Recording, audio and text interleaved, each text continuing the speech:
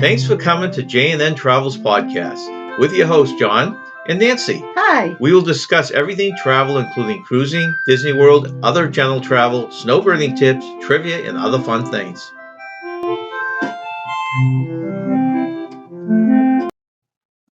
So, Nance, in today's segment, in the last podcast, we talked about our whole process of doing a cruise and what we go through, where we stay, and all that, which I hope is helpful for people.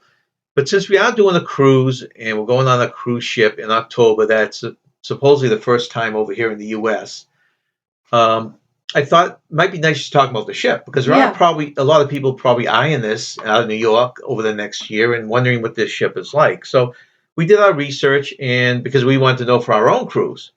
So in October, we're taking the Carnival Venezia, which will sail year-round from New York beginning in June of 2023. So that's coming up soon. We're sailing in October, which will only be a couple months old when we go. So that'll be nice.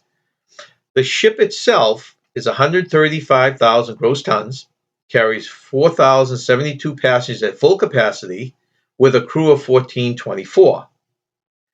The way the ship is, when you first board, will be surrounded by Italian architectural design inside the ship's 3-level atrium, which is modeled after Venice's main public square, Piazza San Marco. Now, you have actually been to this square. I have. I went there when I was 14, and I remember it very well. I remember all the pigeons flying all over the place.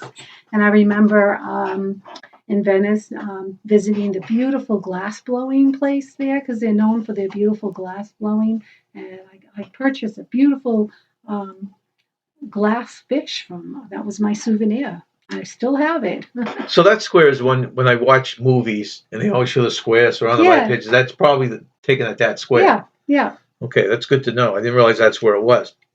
So when you walk into this beautiful atrium, the space is broken up. They have a cocktail bar and they have a stage. This area is used to host the captain's Venetian toast, as well as the live music from Carnival's Celestial String Show. Now, that's the show that we had seen on Horizon, and I didn't realize it was on multiple Carnival ships.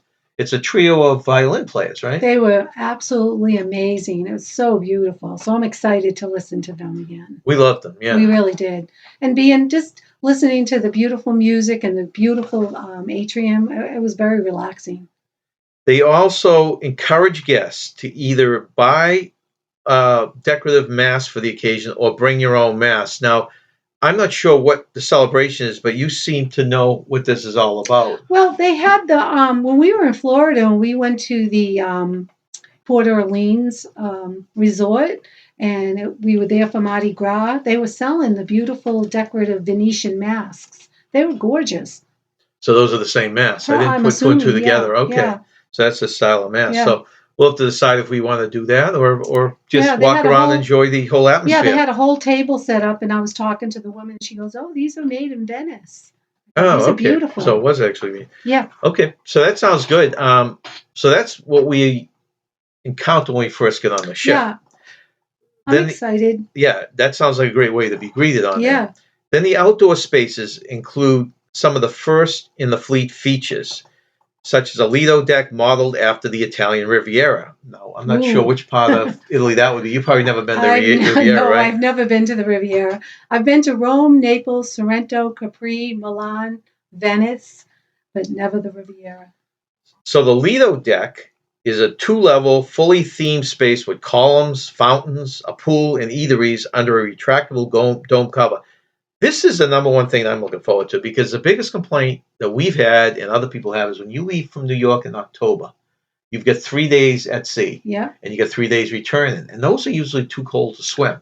They were, yeah. I remember wanting to see the Statue of Liberty because I had never seen it, and it was cold. Well, remember the year that we went and they were building snowmen on the deck? Yeah, that's right, yeah. I had my North Face jacket on. I was cold. So this will be a whole new ball game if this is I'm curious to see how much they claim it covers the pool area and the Lido deck. That's really cool. If they did that, literally you take half the people or a third of the people from the ship and they'll be laying out there in the sun in New York, which is going to be cold at the time. Yeah. So that will be the number one thing I'm looking forward to for those first 3 days, actually be able to enjoy the warm weather because the sun will be coming through the glass and then you'll still have the pool there. Yeah, that's a huge advantage.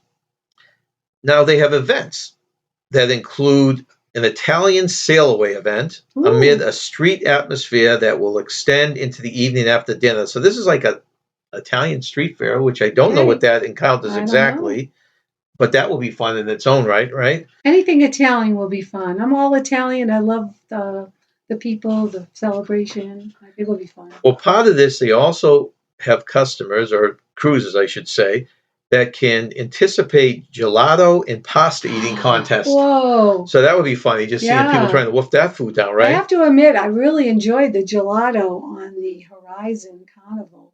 Did you enjoy it? Yeah, it was good.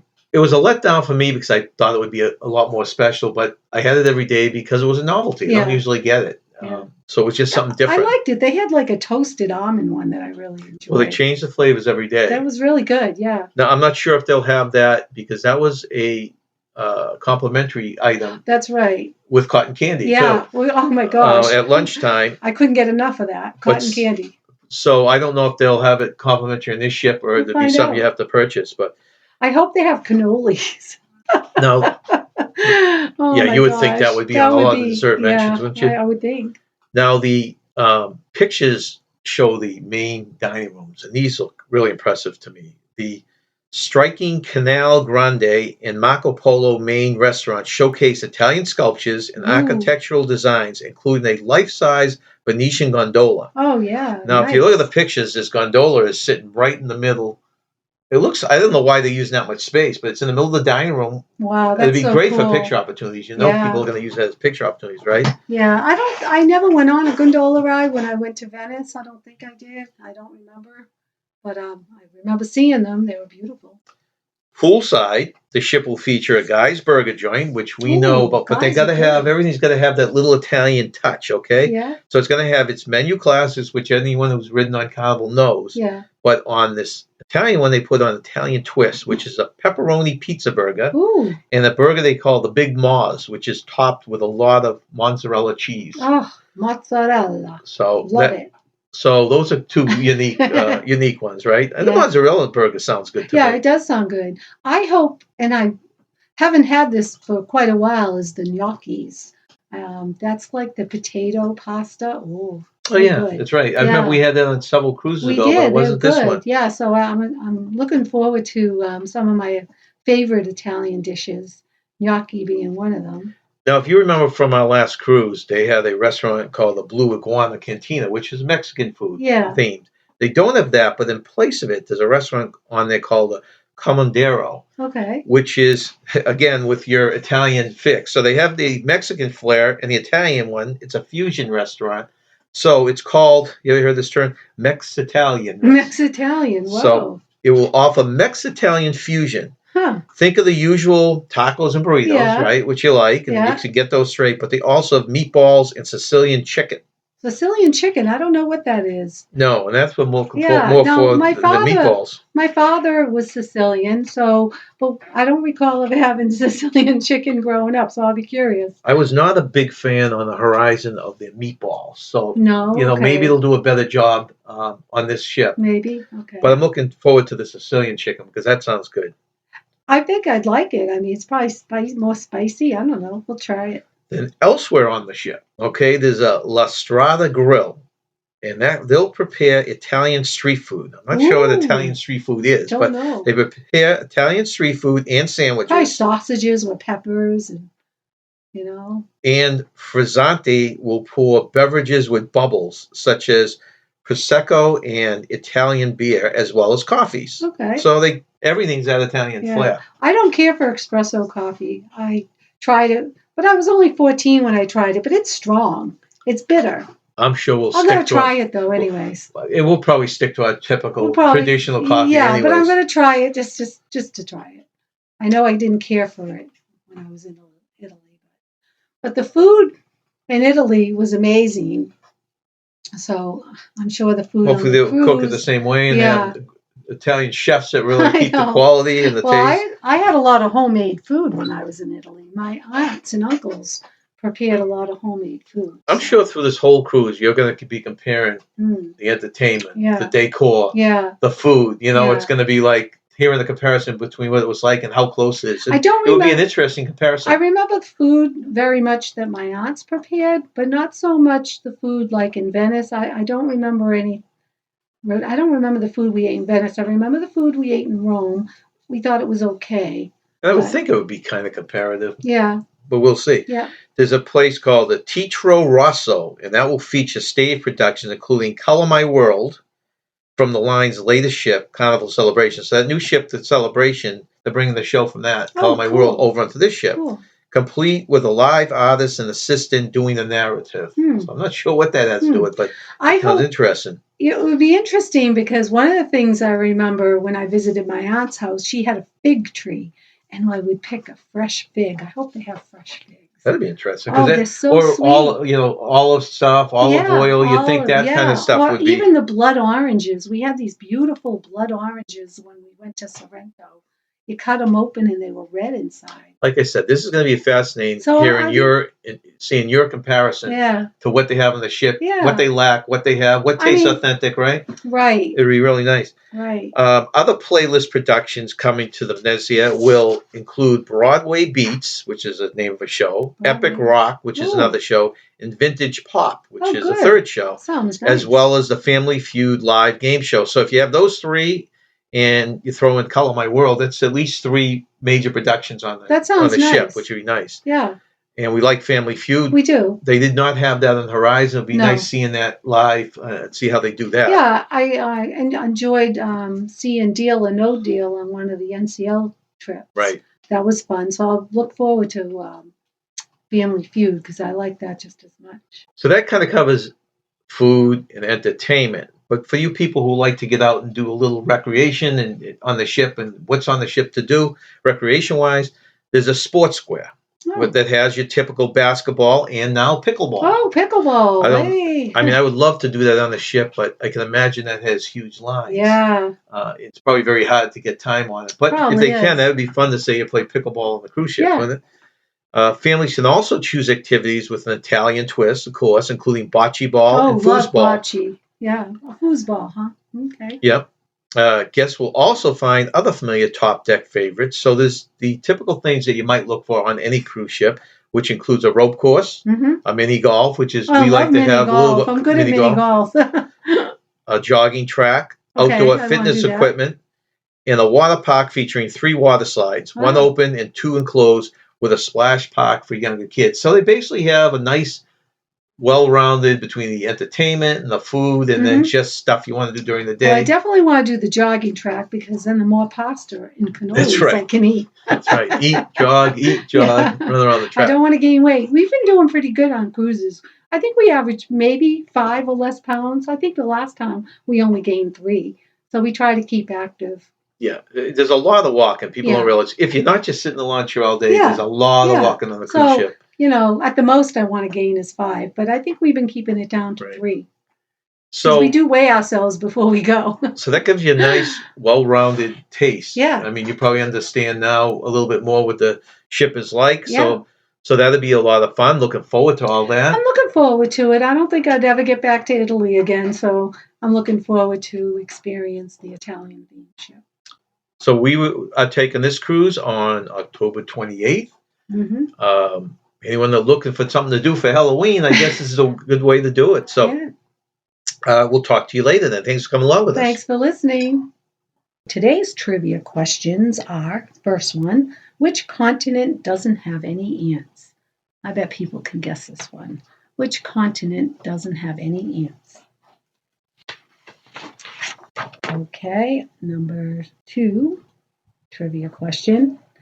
In which cruising region can it be against the law to wear camouflage? Interesting. Yeah, in which cruising region can it be against the law to wear camouflage? And the last question is, which is the smallest and largest theme park at Disney? Which is the smallest and largest theme park at Disney?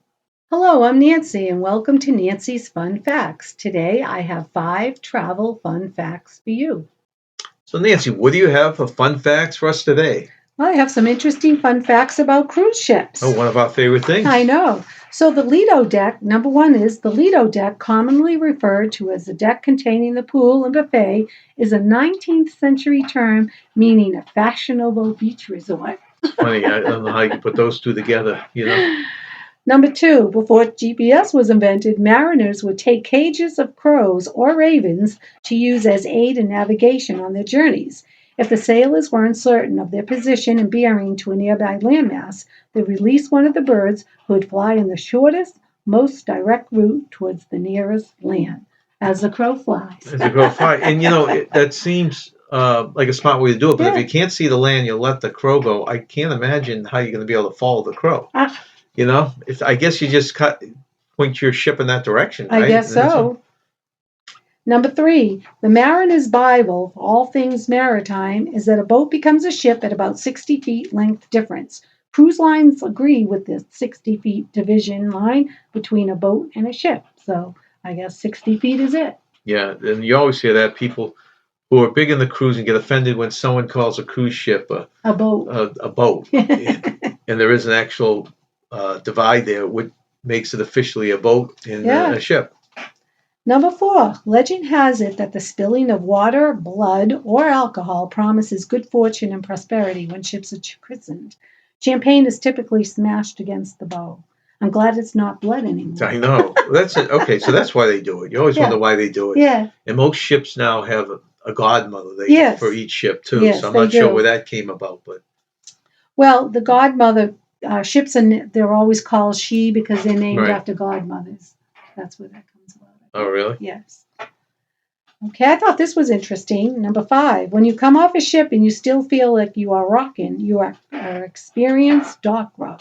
So there's a term for that, dock rock. Dock rock. R-O-C-K. Okay. You should do a dance. Let's do the dock rock. Make up one. That'd be a good name. All right. Well, thank you for those facts, Nancy. You're welcome. Today's snowbirding tip. Trying to save some money, but you still want to go out to eat, still want to have good food. Try going out to the Golden Corral. There's Golden Corrals all around Florida and actually up the East Coast. Golden Corral offers a senior discount of only $10, which includes a drink, which is usually a pay separate type of deal. So you get your drink, you can get all you can eat. And if you go late in the shift, you can go up till 3 o'clock. If you go late in the shift, you might even be able to enjoy some of the steak and nighttime entrees that they put out if they're putting them out a little early. So try Golden Corral for a reduced lunch and definitely a decent meal. And our first question today is going to be, should you drive or fly to Florida? Yeah, driving versus flying. What are the pros and cons, right? We're, of course, doing it from the point of view of driving from New Hampshire. Yeah. Some people I know people have driven from Texas. Mm-hmm. Even some have driven from California. And there are some advantages and disadvantages of that. So why don't we start with what we feel are the advantages and disadvantages. So, of course, the biggest one you look at is cost. Cost, right? Yeah, definitely cost. Now, this is based on our last Snowbird trip, which was just 2 months ago. And it cost us $168 in gas going down. Cost us $171 in gas coming back. So it's a total of $339 in gas for the round trip. Yeah. Does not count the gas that we spent within the state, which was actually very minimal. Yeah, we didn't fill up hardly at all. And because we didn't go out of the area that much. Right. But the reason I didn't put that in here either way is because if you fly or drive, you're going to need to spend the gas, either on a rental car or unless you're staying on property and it's a short trip. But for extended trips like ours, so it was $339 for the round trip in gas. We compared that to, what did we figure out when we took the suitcases into account and the taxes and the cost of tickets? It was about $200 each round trip, correct? Yeah. And I guess you'd have to throw into that the Uber that you took to the airport and back, or the taxi, or the night you spent at the hotel beforehand. Right. And you have to add on a rental car. Well, that comes later. I'm talking just a direct cost. So driving down would be $339 in gas. If we did the same trip, it would be $400 just for the flight. Okay. And then, like you said, now you got to tack on. We didn't realize how out of control car rentals had gotten. Oh, yes. Except when we went down for the cruise in October to Miami and we rented the car in October. Yeah. Hadn't done that in years. It used to be The last time we remember, it was like $26 a day, Yeah, it wasn't bad at and all. wasn't it close to 100 or $80 for the per night for the rental? Yeah, we rented it for 3 nights, so I think it was around 300, a little over 300 for us. You know, Billy says I get great deals for our car rental from Enterprise thanks to the great work discount. Oh, I that's never looked nice. into Enterprise. I'm not sure. We got it at a new company I'd never heard of, I know. Six, and it seemed that at the time that was the best deal with Six, Yeah, right? What is it, I think it's SIX? STYX. Sticks, you think it is? I'll have to look it up, but I actually saw I a hadn't heard commercial of for it them before. on TV, and I had never heard of them before. So driving down is should you drive or should you fly? A lot of people will drive if they're closer, but Yeah, even the long distance if you plan it in. Now we have to do a whole event with it. We leave. It takes us about 2 days, two maybe days it takes us. total. I try driving at night, but that's getting harder and harder. So I get through all the big cities. And by the time, my goal is to get to Richmond, Virginia by rush hour the Mhm. next day. And we've been able to do that so far. So far, so good. I mean, we've done it 2 years in a row. I did So, take the tough part is when we come back, trying to avoid the cities because oh, you have them at yeah, the end of it, not yeah. the beginning. We tried a totally different route this time. We're still trying to find that perfect route. And That was that this horrible no, coming the here. route was very nice, It but was just the it weather. was the weather, and that's the problem. I may try that same route next year and use the but go in the daytime Yeah. because we had 3 snowstorms coming back. Yeah, one was in Vermont. It was awful going through the mountains in Vermont with that terrible snow. And we didn't have the best tires because we knew we were going to Florida, so we didn't have the best tires. So it was a little scary. Got airline tickets on Spirit. That's what we used Oh, last we time. flew Spirit, yeah. 511 for 2 people with check bag for each. Okay, from Pensacola to Fort Lauderdale. It was the cheapest, so 256 a person. Now, what did we pay per bag? Was it $50 a bag we paid each way? You know, I can't recall. I don't know. So if you take the bag out, it's about 250. So it's 100 each way. Yeah, I know Pensacola is a little more expensive to fly from Pensacola than up here, Mm. but that's interesting flight. Yeah, because that would be what would that be for him? What would that be for you, Billy? A 10-hour drive or a 8-hour drive? Well, I know he said it took him 7 hours to get to Orlando. Check bag was 45. Okay. Okay. Yeah, I mean that's a pretty good deal considering Hmm. a lot of the prices. I mean, we didn't get the best deal. We got, I think it was just under 100, but coming from up here, right? Hmm. And what we ended up doing is flying into Miami, going down, and flying out of Fort Lauderdale Yeah. because the last time we had flown was 10, 15 years ago, 20 years ago. And if you did a round trip from the same airport, it was cheaper than 2 one-ways. Remember that? Yeah. Well, we were forced to fly home in 2017 because the cruise ship Right, but we didn't pay broke for down. that. But we didn't pay The for last that. time we That's paid true. for one, Yeah, that's um, right. It was in 20. back then, It was 9. It was 2001. Yeah. but the flights round trip were always cheaper. It's like with the cars now. Remember, we Mhm. were going to do a car. We're going to pick it up at Orlando this time, fly into Orlando, and then drop it off in Miami. And it was so much higher to do 2 different airports for the drop Yeah, off. that's true. Well, back when we flew before, if you did a round trip, it was cheaper than doing 2 one-ways. Yeah. So we didn't consider it. And the daughter looked it up, and she found that it was actually cheaper flying the cheap way going down to Miami, and then Yeah. another one from Fort Lauderdale back to Yeah, she found that deal Boston. for us. Yeah, that was good. So driving down, the other things we found with driving down, you have to rent a car, Mhm. which if you're staying, even let's go with a month. We won't say the 3 months we were Mhm. down there, but if you stay a month, renting the car is going to be an arm and a leg. We Mhm. also like the fact that you can cut a lot of cost and make convenient if you use your car as like a locker, giant locker, right? Yeah, that's what we And, do. right, and you can throw all your extra toys in. You can Yeah. bring some canned foods and stuff like that, Yeah. drinks. Yeah, and that's what we found coming back, right? The cheaper Mhm. one actually was to go into Miami going down, Mhm. but coming back, and I don't know if it's the times or just the cost. And coming back was strictly Fort Lauderdale. Plus, there's also the fact we don't love airports. No, we I don't. mean, we're not afraid of planes or anything like No. that. I just don't love airports. I don't love the leg room in the plane because, of course, we're getting the budget airlines.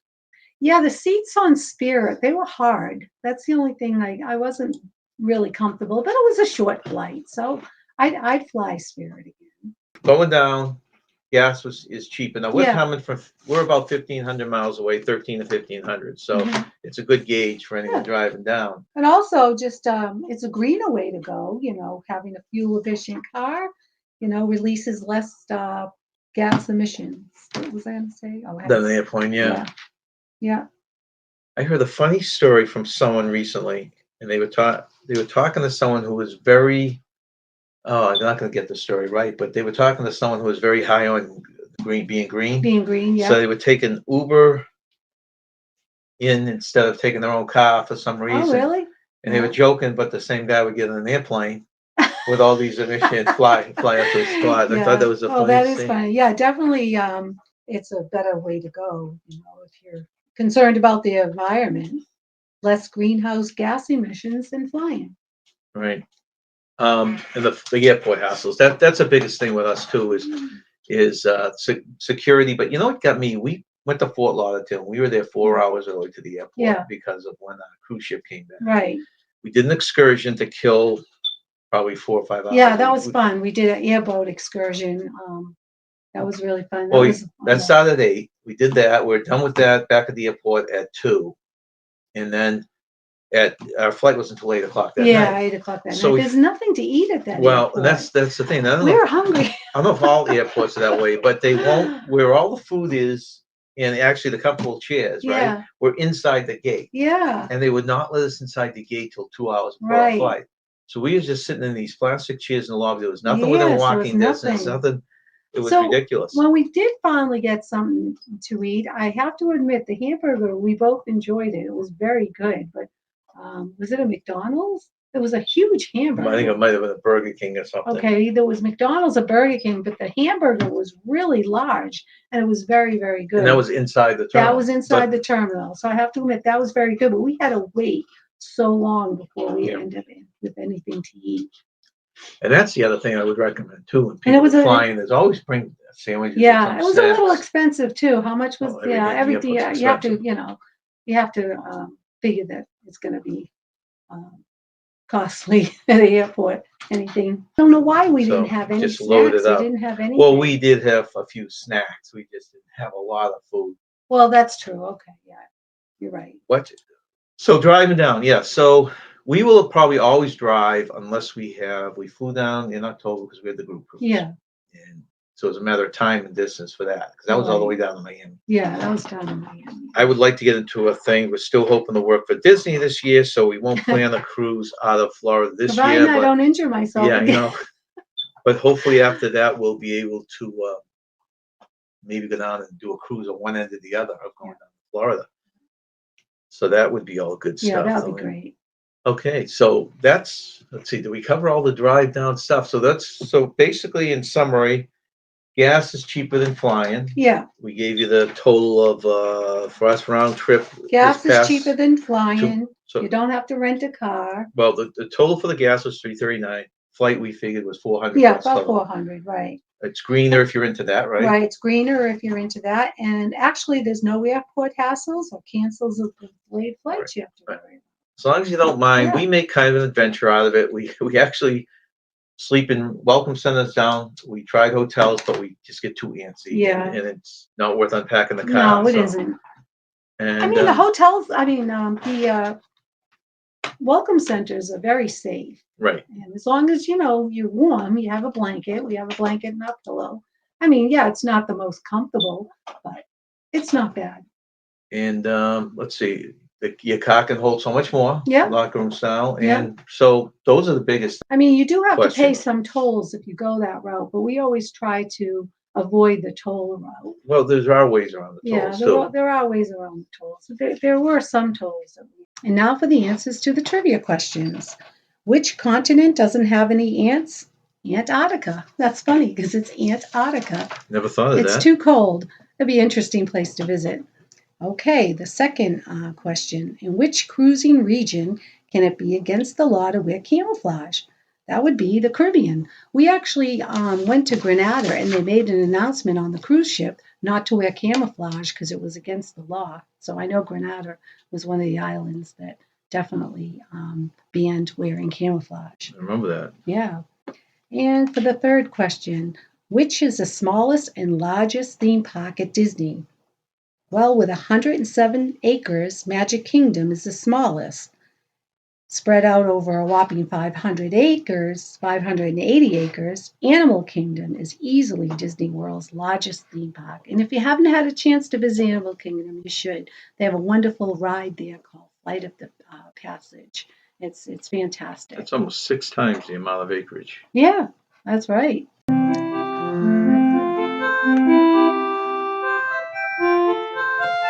Thanks for coming to J&N Travels Podcast.